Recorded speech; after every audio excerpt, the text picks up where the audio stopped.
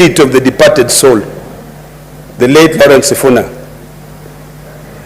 When we are talking about all the challenges, you know what is so hypocritical, and allow me to be as candid as I want to be, is that I'm seeing my colleagues from the other side of the aisle criticizing policies of the government which they advocate on a daily basis, and they will not even dare say, thank you, the Right Honorable Raila ODINGA, for going to court to stopping this menace.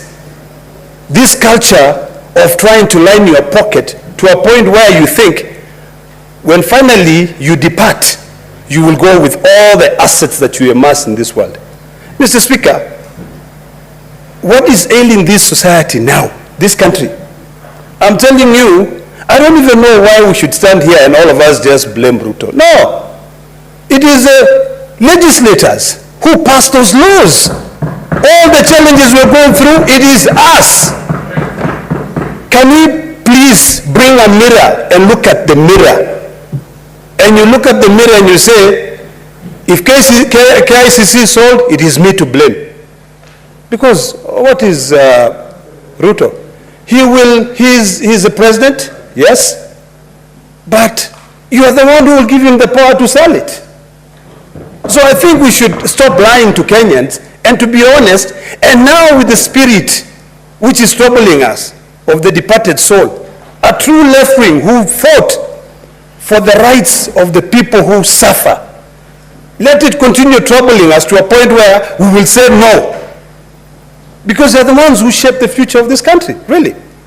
They're the ones who started fighting about liberation.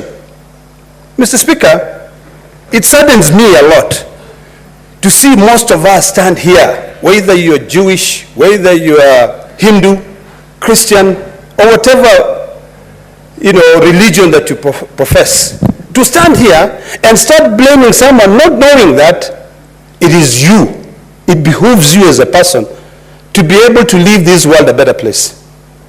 Today we are being very spiritual, and today I'm being extremely spiritual. But in Psalms 116:14, the Bible says that I will pay all my vows to the Lord in the presence of all his people. So I think it's about time now we start asking ourselves, what is enough? Is our salary enough? You know, we've talked about the issue of the oil.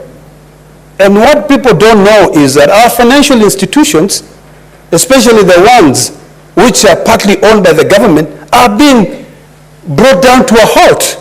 When a government pushes a financial institution to open a letter of credit for 20 billion shillings, and then what happens? They import the oil comes here, it is frozen, and then the manufacturing companies which were manufacturing it before, who were told what you are manufacturing is substandard, are now forced to buy. You know, the problem is this: we don't like being honest. They are being forced to buy so that they can reprocess. No wonder people say, what is happening in this country is that we are slowly killing ourselves.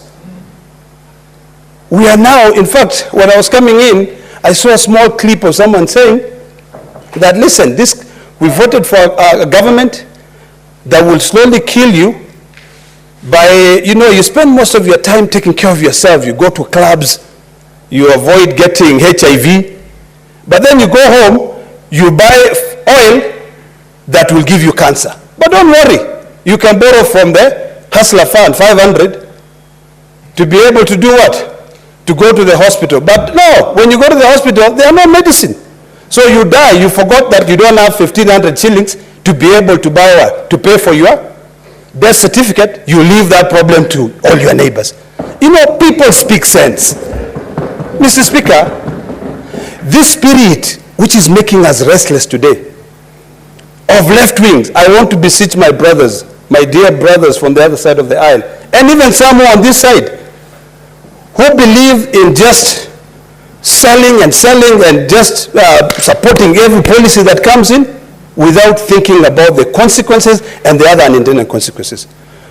May the spirit of the departed, Lawrence Sifuna, as he rests in eternal peace, as he leaves us in this country where we've decided to rape it, We've decided to destroy it. May it trouble us to a point where we will wake up from slumber